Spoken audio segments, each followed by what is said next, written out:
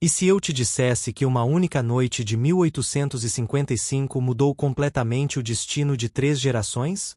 Uma mãe escravizada foi vendida grávida para um coronel cruel. Mas o que ele descobriu no momento do parto fez seu mundo desmoronar.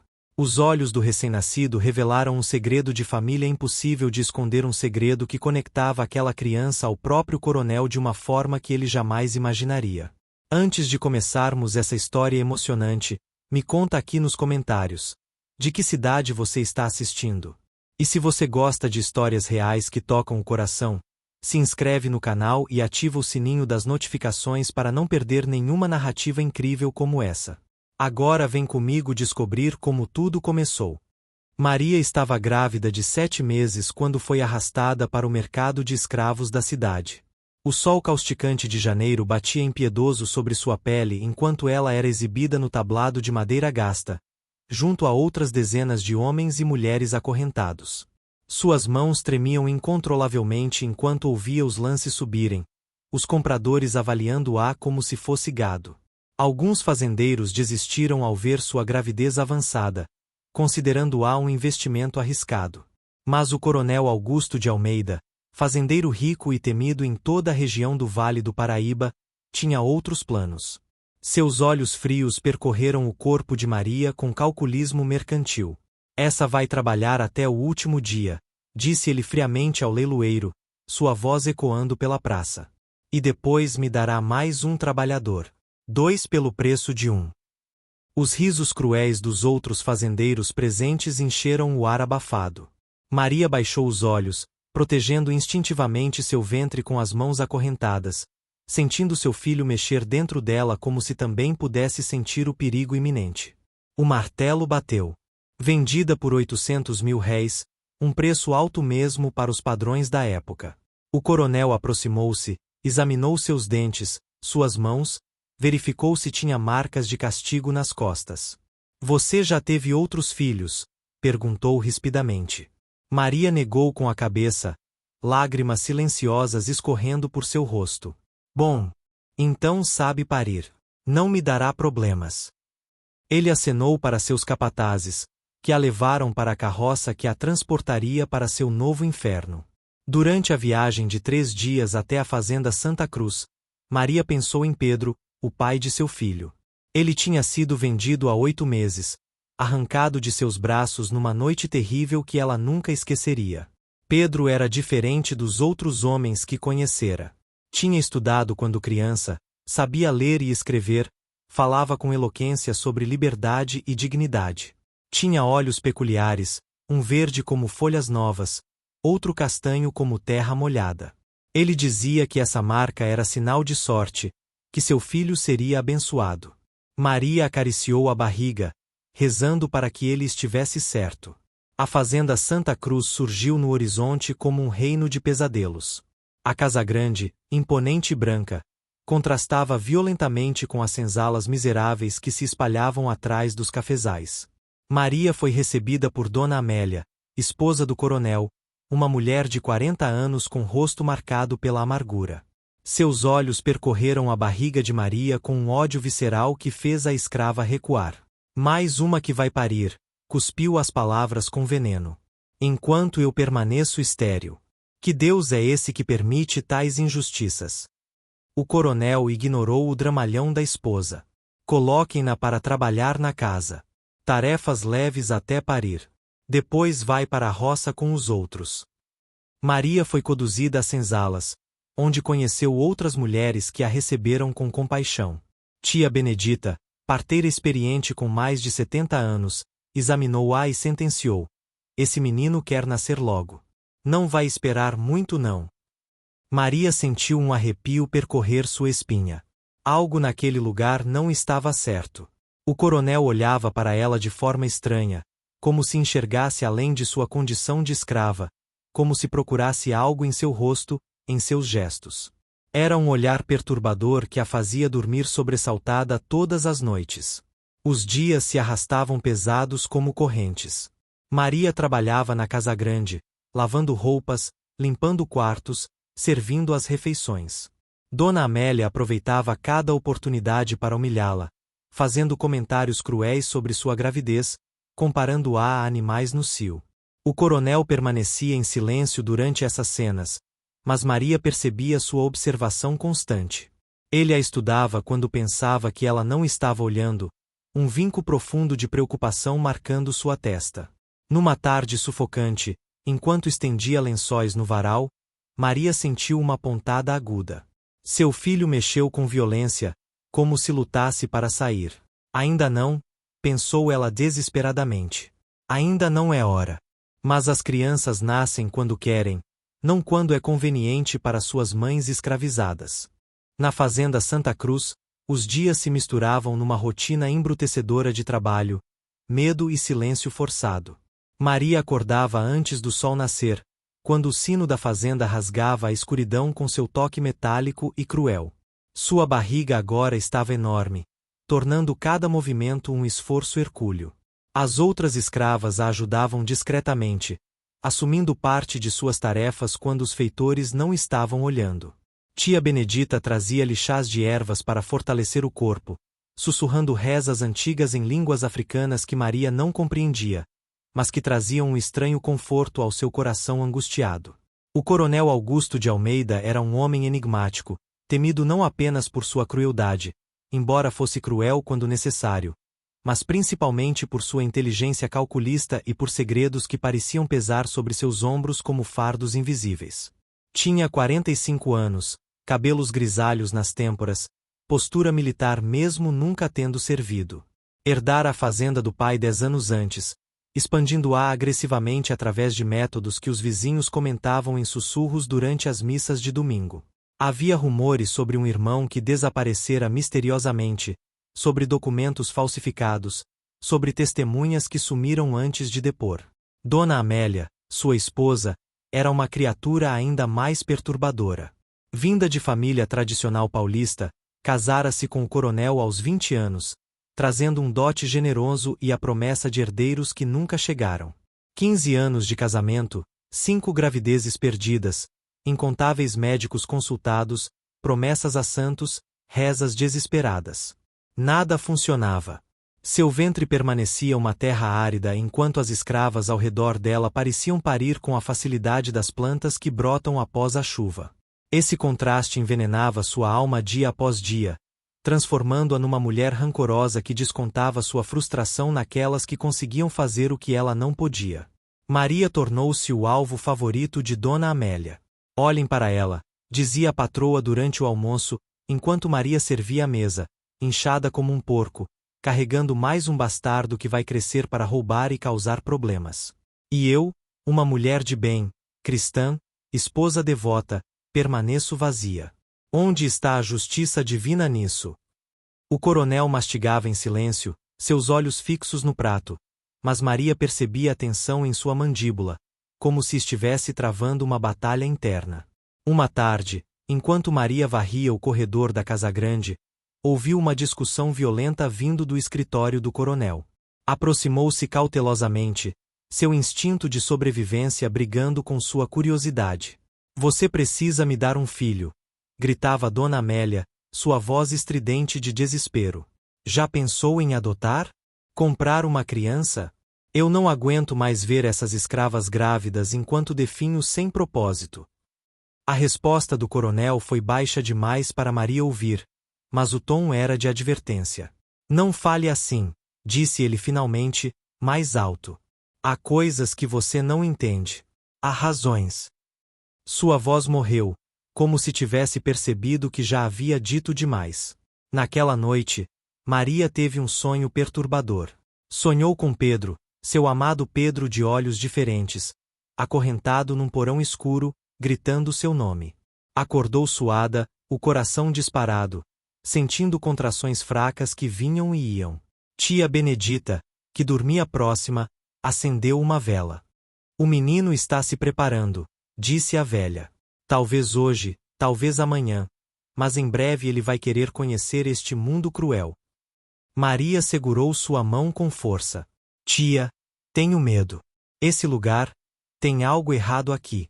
O coronel me olha de um jeito estranho. A parteira balançou a cabeça gravemente. Eu sei, Filha, eu sei. Mas agora só podemos rezar e esperar que Deus tenha misericórdia de nós. Os dias seguintes foram de tensão crescente. Maria sentia o parto se aproximando como uma tempestade inevitável. Seu corpo doía, suas costas ardiam. Seus pés inchavam tanto que mal conseguia calçar as sandálias gastas.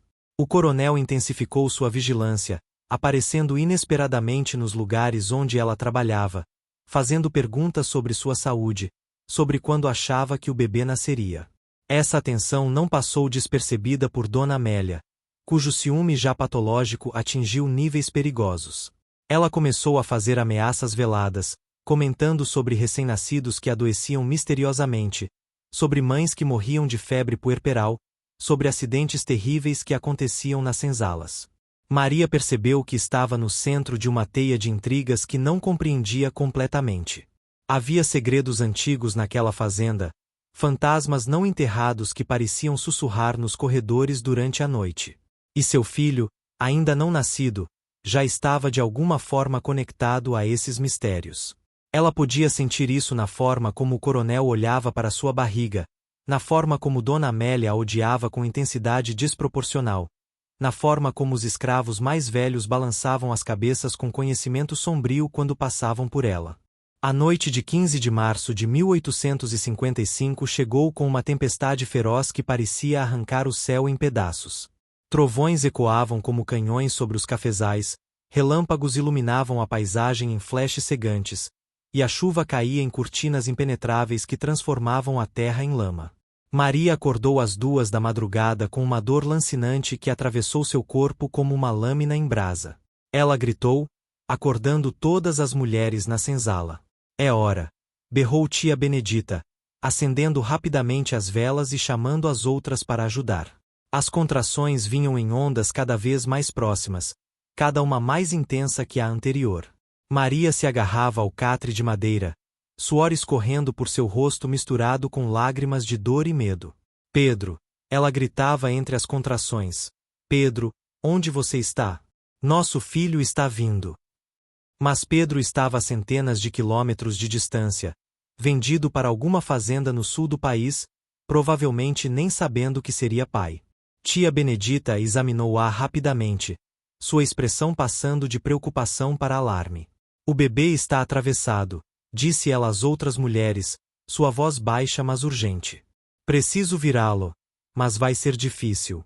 Segurem-na bem. 2 mulheres seguraram os braços de Maria, outras 2 suas pernas. O que veio a seguir foi uma agonia que parecia não ter fim. Tia Benedita trabalhava com mãos experientes mas firmes, tentando reposicionar a criança enquanto Maria berrava até sua voz ficar rouca. O alvoroço na senzala acordou os feitores, que por sua vez acordaram o coronel. Ele surgiu na porta da senzala como uma aparição fantasmagórica, uma lanterna na mão, capa de chuva escorrendo água, expressão tensa. As mulheres silenciaram, aterrorizadas. Era sem precedentes que o senhor da fazenda aparecesse ali, especialmente no meio da noite. O coronel olhou para Maria contorcendo-se de dor, o sangue manchando os lençóis, e algo em sua expressão mudou. Como ela está? Perguntou ele, sua voz surpreendentemente controlada. Mal, senhor, respondeu tia Benedita, ainda trabalhando. O bebê está mal posicionado. Posso perdê-los a ambos se não conseguir. Ela não terminou a frase. O coronel tomou uma decisão que chocou a todos os presentes. Tragam-na para a Casa Grande. Imediatamente. Silêncio absoluto caiu sobre a senzala, interrompido apenas pelos gemidos de Maria. Ninguém ousava se mover. Eu disse agora. Rugiu o coronel, e todos saltaram em ação. 4 homens carregaram Maria numa maca improvisada através da tempestade, correndo pela lama até a Casa Grande. Dona Amélia os encontrou na porta, seu rosto uma máscara de fúria. O que significa isso? Trazer essa mulher para dentro da minha casa. O coronel passou por ela sem responder, guiando os carregadores para uma sala nos fundos da casa, um quarto que permanecia sempre trancado, que ninguém, nem mesmo Dona Amélia, tinha permissão para entrar. Era um quarto estranho, cheio de móveis cobertos com lençóis brancos, retratos virados contra a parede, uma sensação de abandono e luto. O coronel arrancou os lençóis de uma cama grande, revelando um colchão de qualidade, muito diferente dos catres miseráveis da senzala. Coloquem-na aqui, ordenou. Então se virou para a tia Benedita. Faça o que for necessário. Traga água quente, toalhas limpas, qualquer coisa que precise. Mas salve essa criança. Entendeu? Salve essa criança. Havia algo em sua voz, um desespero que ia além de preocupação com propriedade perdida. Tia Benedita olhou para ele com suspeita, mas acenou. As próximas 3 horas foram um inferno de dor e esforço. Maria empurrava com cada fibra de seu ser enquanto tia Benedita finalmente conseguiu posicionar o bebê corretamente.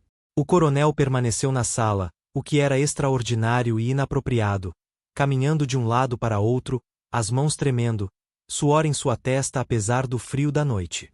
Dona Amélia batia na porta periodicamente, cada vez mais histérica. Augusto, o que está acontecendo aí dentro? Por que essa escrava está em nosso quarto de hóspedes? Por que você se importa tanto? Mas ele a ignorava completamente, toda sua atenção focada em Maria e no nascimento que se desenrolava. Finalmente, quando a primeira luz cinzenta do amanhecer começava a filtrar através das cortinas grossas, um choro agudo encheu o quarto. O bebê havia nascido. Tia Benedita o limpou rapidamente, verificou sua respiração, contou seus dedos. É um menino, anunciou ela, envolvendo-o em panos limpos. Forte e saudável, graças a Deus. O choro do recém-nascido ecoava pela sala como um anúncio de algo momentoso e terrível. Tia Benedita trabalhou eficientemente, limpando o bebê com água morna, verificando se respirava adequadamente, se todos os seus membros estavam intactos. Maria, exausta além de qualquer descrição, estendeu os braços trêmulos. Meu filho, murmurou ela, deixe-me ver meu filho. A parteira hesitou, seus olhos movendo-se nervosamente entre Maria e o coronel, que havia se aproximado como um homem em transe. Dê-me a criança, disse o coronel, sua voz estranhamente rouca. Tia Benedita obedeceu, colocando o bebê embrulhado nos braços do fazendeiro. Ele se virou para a luz fraca da manhã que entrava pela janela, afastando cuidadosamente o tecido do rosto do recém-nascido. E então aconteceu.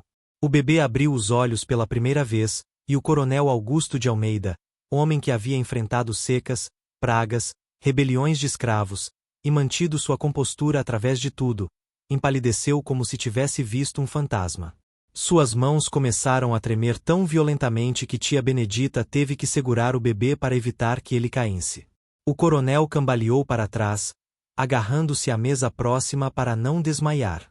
Seu rosto tinha perdido toda a cor, seus lábios moviam-se silenciosamente como se tentasse formar palavras que não conseguiam sair.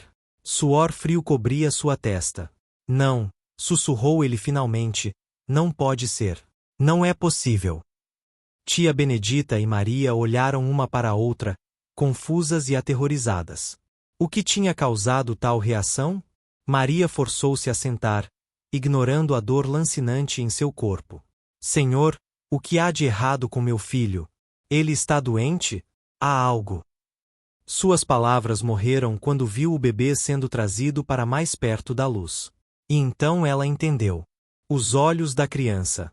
Um era verde como folhas de primavera, brilhante e cristalino. O outro era castanho profundo, rico como terra fértil. Exatamente como os olhos de Pedro. Mas havia algo mais que Maria não sabia. Algo que fez o coronel desmoronar numa cadeira, sua cabeça entre as mãos. Aquela heterocromia específica, aquela combinação exata de verde e castanho, não era apenas uma característica de Pedro. Era uma marca genética extremamente rara que aparecia na família Almeida há gerações. O próprio coronel tinha olhos normalmente castanhos, mas seu falecido pai tinha a marca. E seu irmão Pedro também tinha nascido com ela. O silêncio na sala era sufocante.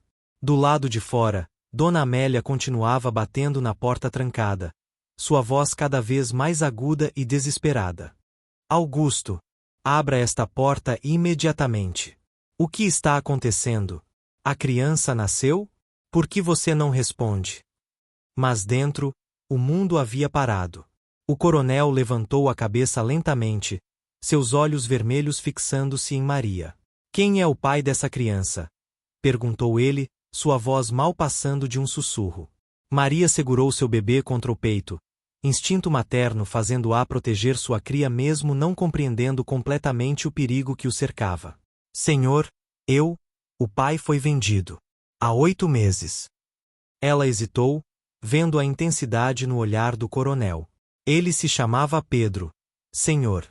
Era um homem bom, educado. Sabia ler e escrever. Dizia que tinha vindo de uma fazenda grande, que tinha sido criado na casa grande até. Sua voz falhou quando viu o coronel fechar os olhos como se recebesse uma punhalada. Continue, disse ele, sua voz agora perigosamente baixa. Até o quê? Maria engoliu seco. Até o senhor da fazenda morrer. Então o filho mais velho assumiu e vendeu Pedro. Disse que ele não tinha direito de estar lá, que ele era um bastardo que não merecia privilégios. Pedro nunca me disse o nome da fazenda, mas... Ela olhou ao redor da sala, aos móveis cobertos, aos retratos virados. Ele descreveu um lugar que parecia muito com este. A revelação caiu sobre o quarto como uma sentença de morte. Tia Benedita, compreendendo finalmente a magnitude do que estava acontecendo, deu um passo atrás, fazendo o sinal da cruz repetidamente. Maria olhava do bebê para o coronel, vendo a verdade se desenrolar em seu rosto atormentado. Este homem, este fazendeiro cruel que a havia comprado como gado, tinha alguma conexão com Pedro. E não era uma conexão qualquer, era algo profundo, algo terrível, algo que fazia suas mãos tremerem e suas feições se contorcerem em agonia. Senhor, disse Maria cuidadosamente, o Senhor conhecia Pedro. O coronel riu, mas foi um som terrível, sem alegria, carregado de amargura e remorso. Conhecia. Ele levantou-se abruptamente, caminhando até a janela, olhando para os cafezais que se estendiam até onde a vista alcançava. Eu conhecia Pedro melhor do que qualquer um. Ele era meu irmão. Meu meio-irmão. O filho bastardo que meu pai teve com uma escrava 30 anos atrás. As palavras ecoaram no silêncio como tiros. Maria apertou seu bebê com tanta força que ele começou a choramingar. Tia Benedita cobriu a boca com as mãos, lágrimas escorrendo por seu rosto envelhecido. O coronel continuou, as palavras jorrando agora como de uma represa rompida. Meu pai o criou diferente dos outros escravos. Deu-lhe educação, ensinou a ler, tratou-o quase como um filho legítimo. E quando morreu, deixou um testamento dividindo a fazenda entre nós dois. Entre mim, o filho legítimo, e Pedro, o bastardo nascido de escrava. Ele se virou, e Maria viu lágrimas descendo por seu rosto. Eu não pude aceitar. Não pude aceitar dividir minha herança, minha propriedade, meu nome com o filho de uma escrava. Então eu falsifiquei documentos. Subornei testemunhas. E vendi Pedro para o sul, dizendo a todos que ele havia fugido. Livrei-me dele. Livrei-me do meu próprio irmão. Sua voz quebrou na última palavra. Maria olhou para o bebê em seus braços, para os olhos misturados que agora fechavam-se em sono inocente, e compreendeu a terrível ironia da situação.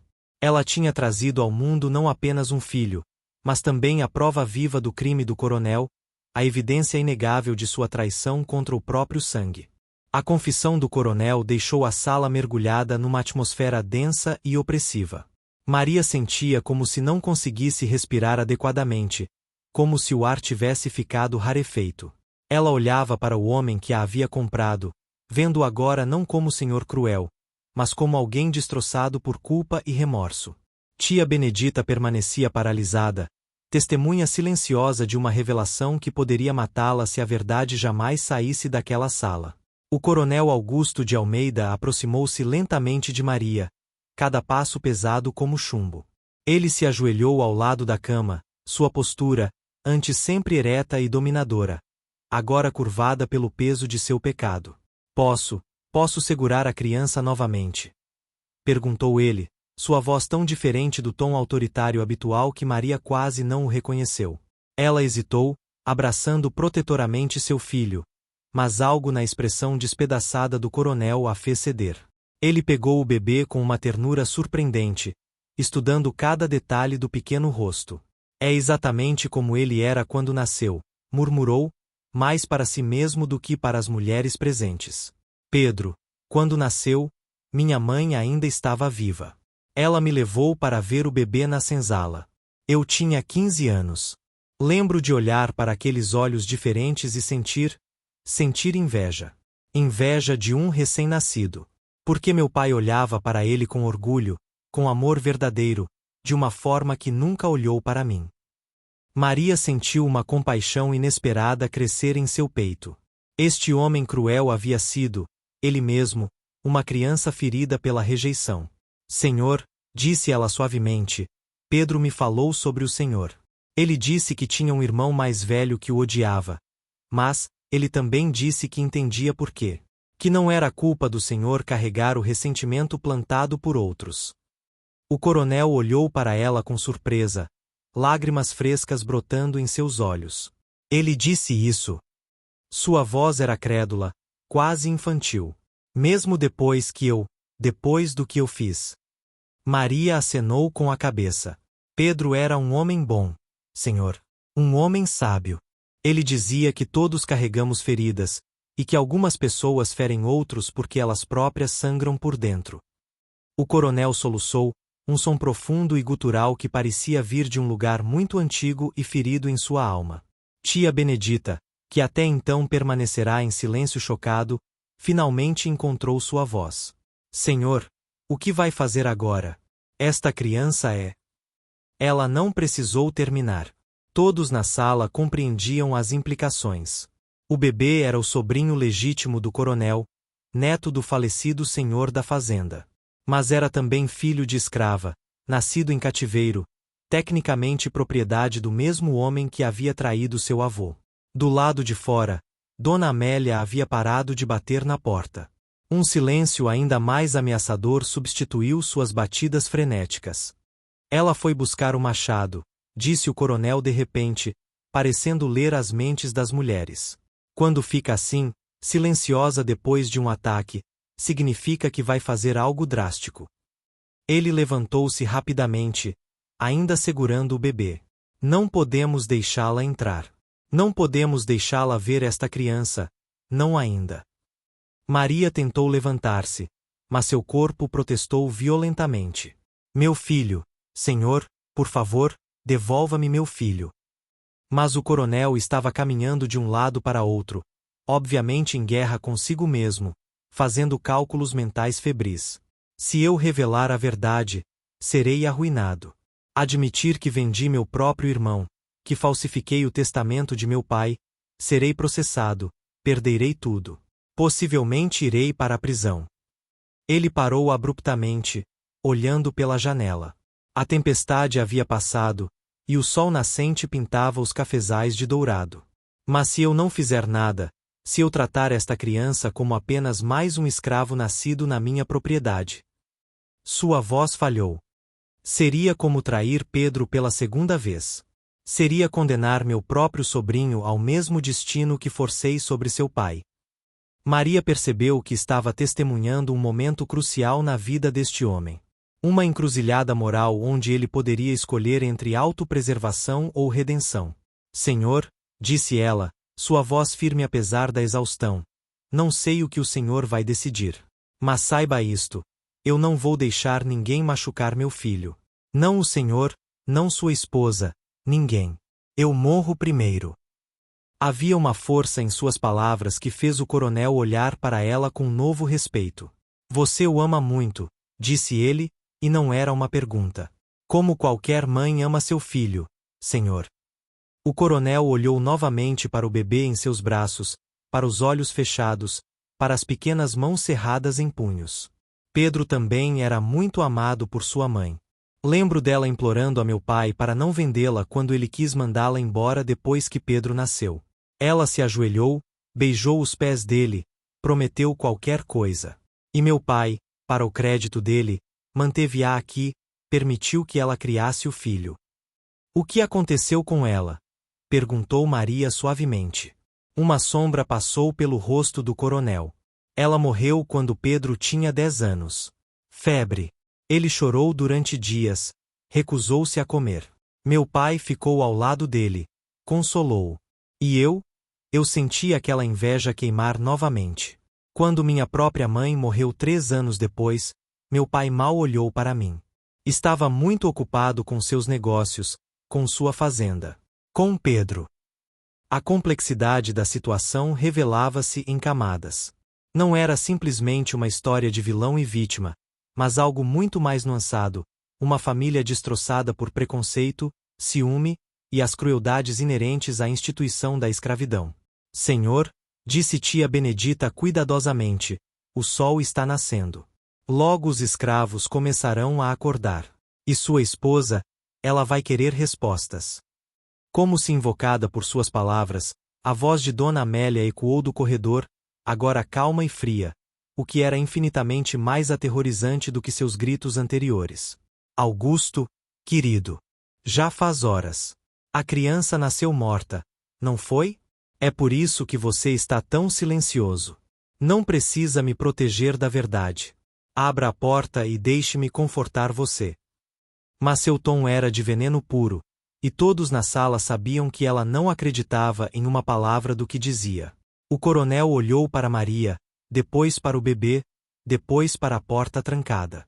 Uma decisão estava se formando em seus olhos, uma resolução que parecia crescer com cada segundo. Tia Benedita, disse ele finalmente, sua voz recuperando algo de sua antiga autoridade.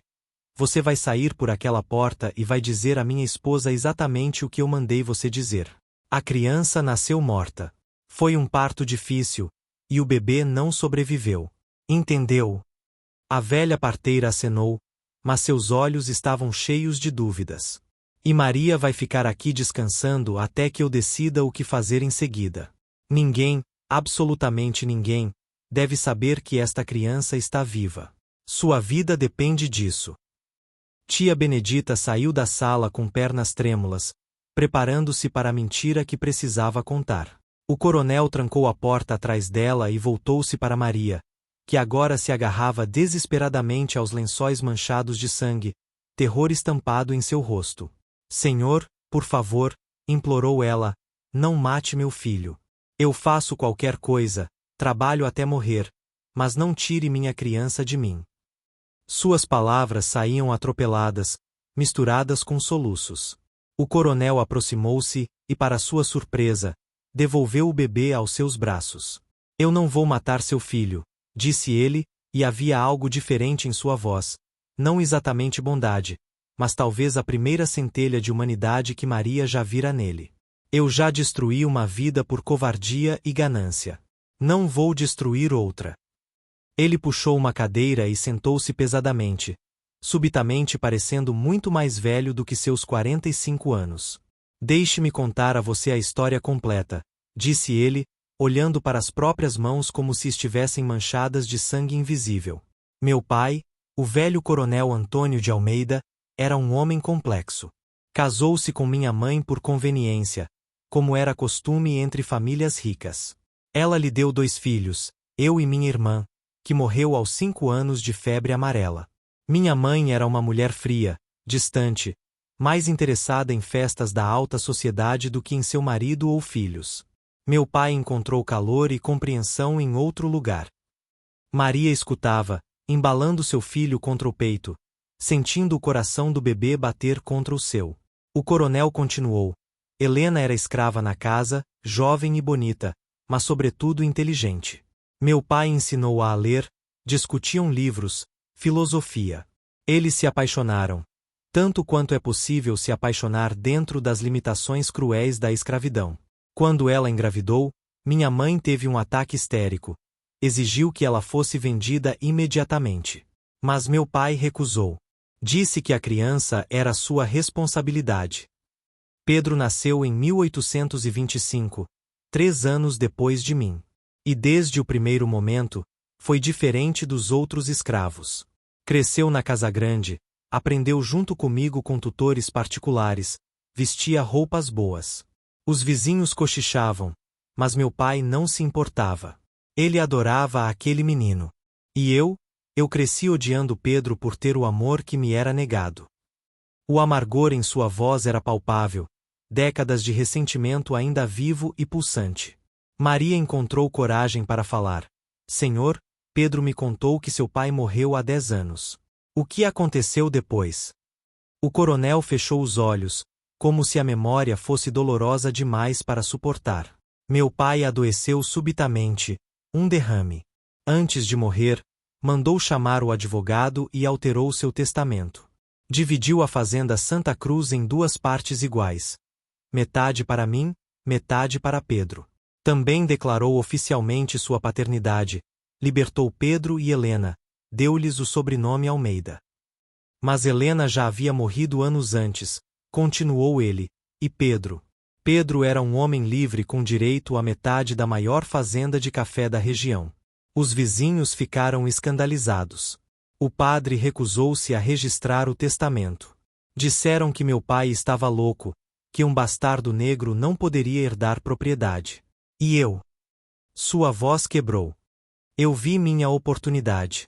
Eu tinha 28 anos, estava prestes a me casar com Amélia, precisava da fazenda inteira para impressionar a família dela, para manter nosso status social. Maria sentiu náusea crescendo em seu estômago. O Senhor destruiu o testamento. O coronel balançou a cabeça. Pior. Eu mantive o testamento original escondido e apresentei uma versão falsificada onde meu pai deixava tudo para mim, apenas concedendo liberdade a Pedro, mas sem herança ou reconhecimento paterno. Subornei o tabelião, o advogado, 2 testemunhas. Custou-me uma fortuna em ouro, mas funcionou. E Pedro? Ele não lutou. O coronel riu amargamente. Pedro era nobre demais para seu próprio bem. Quando lhe mostrei o testamento falso, ele chorou. Disse que não acreditava que nosso pai teria feito aquilo, mas que respeitaria os documentos. Pediu apenas para ficar na fazenda, trabalhar como homem livre, ter um pedaço de terra para cultivar. E eu não pude sequer permitir isso. A crueldade do que ele estava confessando atingiu Maria como um golpe físico. O Senhor vendeu seu próprio irmão para a escravidão? Um homem livre. O coronel levantou-se abruptamente, caminhando até a janela, incapaz de enfrentar seus olhos acusadores. Eu o embebedei numa noite, droguei sua bebida. Quando acordou, estava acorrentado numa carroça com destino ao sul. Espalhei rumores de que ele havia roubado dinheiro da fazenda e fugido. Queimei os papéis de liberdade que meu pai lhe dera. Apaguei sua existência. Só havia uma pessoa que sabia a verdade, o velho Joaquim, capataz fiel a meu pai. Ele me confrontou, ameaçou ir às autoridades. Uma semana depois, ele sofreu um acidente terrível nos cafezais. Uma árvore caiu sobre ele. O coronel não precisou dizer mais nada. Maria compreendeu que o acidente não fora acidente. Este homem diante dela não era apenas cruel, era um assassino. Por que está me contando tudo isso? Sussurrou ela, apertando seu filho com força. Por que não me mata agora e enterra o segredo comigo? O coronel virou-se, e ela viu lágrimas escorrendo por seu rosto. Porque estou cansado, Maria. Cansado de carregar este peso, cansado de acordar todas as noites vendo o rosto de Pedro, ouvindo seus gritos quando foi arrastado para longe. Cansado de viver uma mentira. Os últimos 10 anos foram um inferno. Casei-me com Amélia usando o dinheiro da fazenda inteira, mas o casamento é vazio. Ela não consegue me dar filhos, talvez seja castigo divino. Multipliquei minha fortuna, mas cada moeda parece manchada de sangue. Construí este império sobre traição e assassinato, e agora? Ele olhou para o bebê nos braços de Maria. Agora o fantasma que tentei enterrar voltou, na forma desta criança inocente. Maria percebeu que estava numa posição de poder bizarra. Ela era escrava, propriedade deste homem, mas possuía conhecimento que poderia destruí-lo completamente. Senhor, o que vai fazer conosco? Sua voz era firme agora, materna, protegendo sua cria. O coronel respirou fundo, e Maria viu decisão se formando em seus olhos, uma decisão que mudaria tudo. Vou contar a você meu plano, disse ele, mas primeiro preciso saber. Você consegue manter um segredo? Um segredo tão grande que carregá-lo pode ser perigoso. Maria olhou para seu filho, para os olhos fechados que carregavam a marca da família Almeida, e acenou. Senhor, carrego meu filho há 9 meses. Carregarei qualquer peso se significar mantê-lo vivo e seguro.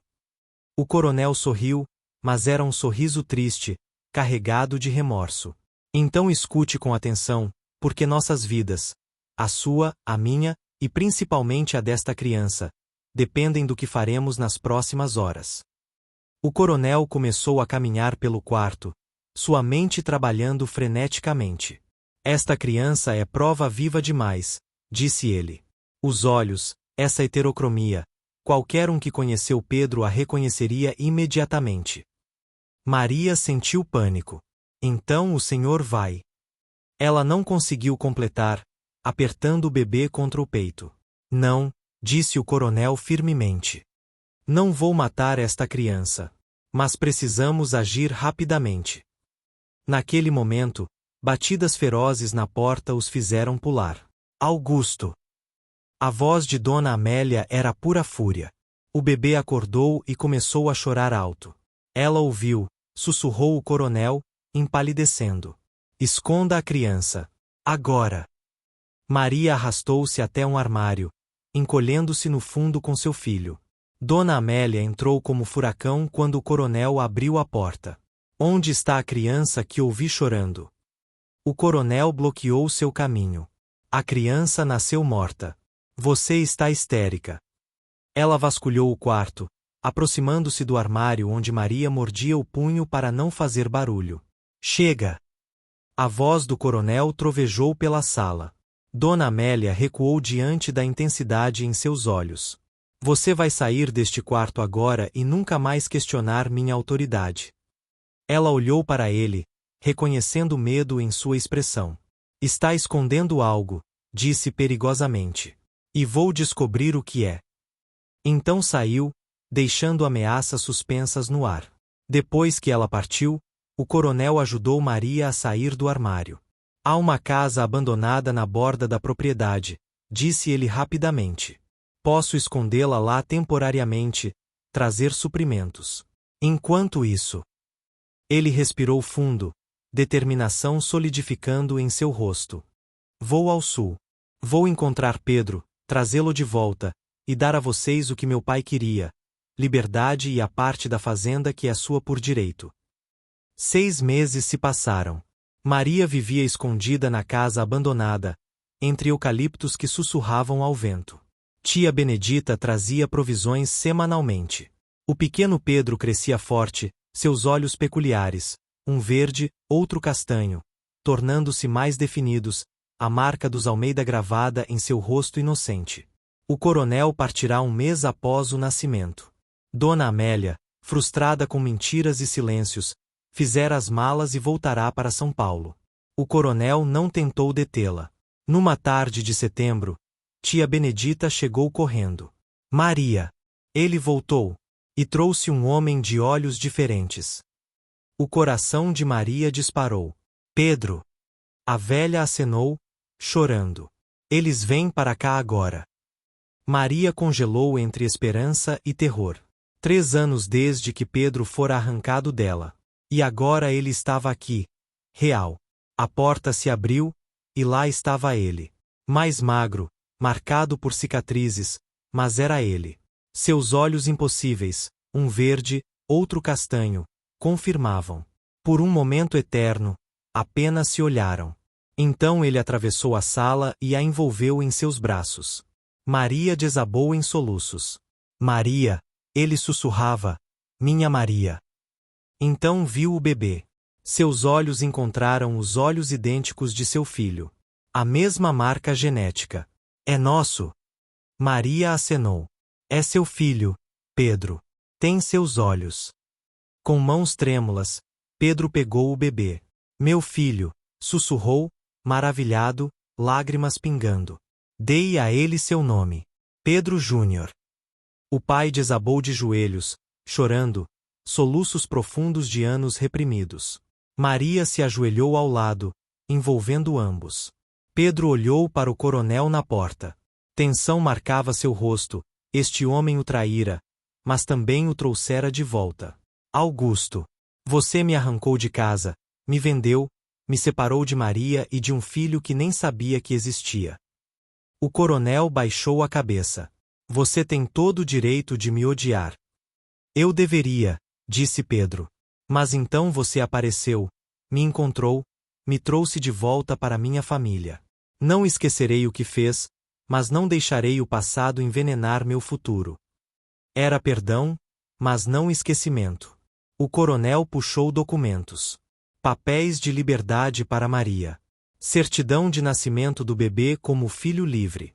E o testamento original de nosso pai, com minha confissão escrita admitindo tudo.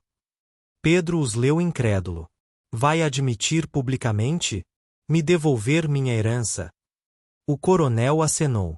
Amanhã registro tudo. A fazenda será dividida como nosso pai quis. Metade sua.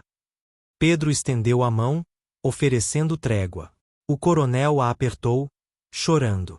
Obrigado por ser melhor homem do que eu jamais fui. Os meses seguintes foram de transformação. O escândalo foi imenso quando o coronel registrou sua confissão. Fazendeiros o evitavam, houve ameaças. Mas ele suportou tudo com dignidade. Pedro e Maria se casaram. Construíram uma casa na metade da fazenda agora de Pedro. O pequeno crescia forte, seus olhos não mais um segredo perigoso, mas marca de orgulho. O coronel visitava regularmente, trazendo presentes, contando histórias do avô. 5 anos depois, o pequeno Pedro, agora com 6 anos, perguntou sobre seus olhos. Por que sou assim? Maria e Pedro se entreolharam. Seus olhos são uma marca especial da família Almeida, explicou o pai. Significa que você vem de uma linhagem forte. E significa que você é único, acrescentou Maria. Que tem uma história sobre perdão, segundas chances, e fazer o certo. Naquela noite, na varanda, Maria perguntou: Você se arrepende de ter perdoado o coronel? Pedro a abraçou. Nunca. Ele me devolveu você e nosso filho. Me devolveu minha liberdade. Sim, fez coisas terríveis, mas teve coragem de corrigi-las. Nosso filho vai crescer livre, disse Maria maravilhada. Pedro beijou sua cabeça. E vamos contar a verdade completa. Para que entenda que as pessoas são complicadas, que o mundo tem infinitas tonalidades entre bem e mal. Na fazenda Santa Cruz, uma família improvável florescia. Construída não sobre perfeição, mas sobre coragem de confrontar erros, força do perdão, e crença de que até nos lugares mais sombrios, a luz encontra caminho. A marca nos olhos do pequeno Pedro não era mais evidência de crime, mas símbolo de esperança. Prova de que das histórias mais dolorosas nascem novos começos. E que o amor é mais forte que o ódio, mais duradouro que a vingança, mais poderoso que qualquer corrente. Fim. Era seu Pedro. Por um momento eterno, eles apenas se olharam. Duas pessoas que haviam sido separadas por crueldade e ganância, reunidas por milagre e remorso. Então ele cruzou a sala em 3 passadas longas e a envolveu em seus braços, e Maria desabou, todos os meses de medo e solidão finalmente encontrando liberação em soluços que sacudiam todo o seu corpo. Maria, ele sussurrava em seu cabelo, sua própria voz quebrada de emoção. Minha Maria.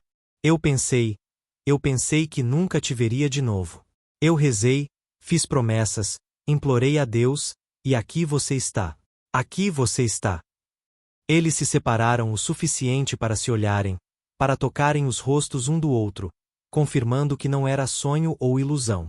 E então Pedro viu o bebê nos braços de Maria, e seu mundo parou novamente. Esse é nosso. Sua voz era puro assombro. Maria acenou, virando o bebê para que ele pudesse ver claramente. Os olhos de Pedro, um verde, um castanho, encontraram os olhos idênticos de seu filho. A mesma marca genética rara, passando de pai para filho, uma conexão biológica impossível de negar. Meu Deus, sussurrou ele, estendendo mãos trêmulas. Posso? Maria colocou o bebê em seus braços, e Pedro o segurou como se fosse a coisa mais preciosa do mundo. Lágrimas escorriam por seu rosto enquanto ele estudava cada detalhe do rosto pequeno. Ele tem seus olhos, disse Maria através de suas próprias lágrimas. Dei a ele seu nome. Pedro. Ele se chama Pedro. O pai abraçou o filho contra o peito, balançando gentilmente, sussurrando palavras de amor que o bebê não podia entender, mas podia certamente sentir. O coronel havia ficado na porta, observando a cena com expressão complexa. Alegria, tristeza, remorso, tudo misturado. Finalmente, ele tossiu suavemente. Pedro, Maria, precisamos conversar. Há muito que preciso explicar, muito que preciso fazer para começar a corrigir meus erros. Pedro levantou os olhos, e Maria viu a tensão em seu rosto. Aquele homem na porta era seu irmão, mas também era quem o havia traído terrivelmente. Augusto, disse Pedro, sua voz controlada mas carregada de emoção, você me arrancou da única casa que conheci. Me vendeu para a escravidão embora eu fosse livre. Me separou da mulher que amava. Passou uma década vivendo com a riqueza que era parcialmente minha. Ele parou, respirando fundo. Mas você também me encontrou, depois de anos. Me comprou de volta, pagou minha liberdade novamente. Me trouxe de volta para Maria e para o filho que eu não sabia que tinha. Então não sei o que sentir sobre você. O coronel entrou na sala, e pela primeira vez, Maria o viu verdadeiramente vulnerável, não apenas emocionado ou em conflito, mas completamente aberto em sua vergonha e necessidade de perdão. Eu não mereço seu perdão, disse ele a Pedro. Não mereço estar na presença deste bebê, desta família que ajudei a criar através do meu egoísmo. Mas vou tentar, pelo resto da minha vida, fazer o que deveria ter feito há 10 anos. Ele puxou documentos de sua bolsa de viagem. Estes são os papéis de liberdade, para Maria, oficialmente libertada e com sobrenome Almeida como mulher livre de cor. Estes são os papéis de nascimento do bebê, registrando como Pedro Almeida Júnior, filho livre de pais livres. E este? Ele hesitou, suas mãos tremendo.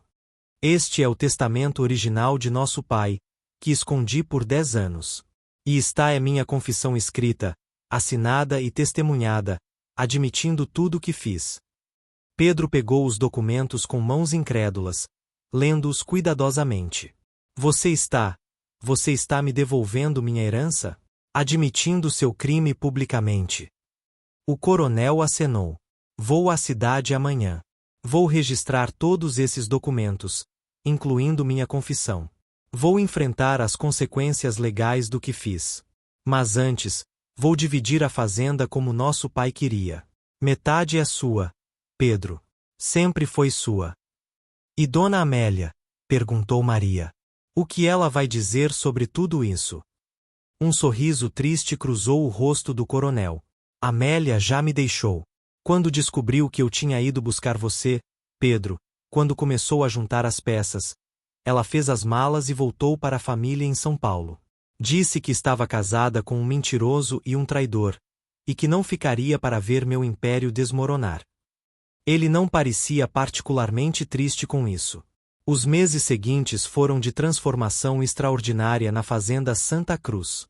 Quando o coronel registrou sua confissão e o testamento original, causou escândalo na região inteira. Outros fazendeiros o evitavam em público, o padre se recusou a lhe dar comunhão, houve até ameaças de violência. Mas ele suportou tudo com dignidade surpreendente, enfrentando cada acusação, cada julgamento, cada olhar de desprezo.